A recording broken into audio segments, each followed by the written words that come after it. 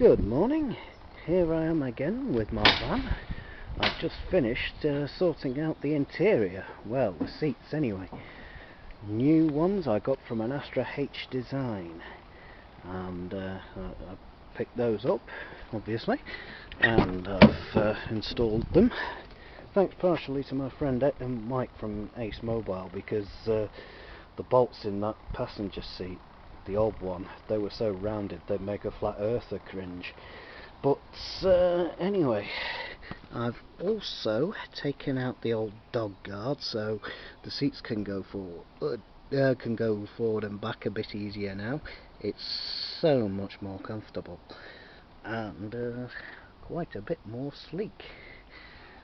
Okay, and I'm doing a scrap run in a bit, so that should be electric, and I'm also hopefully vacuuming it out at some point. It's not what it might be described at its best, but anyway, that's the news.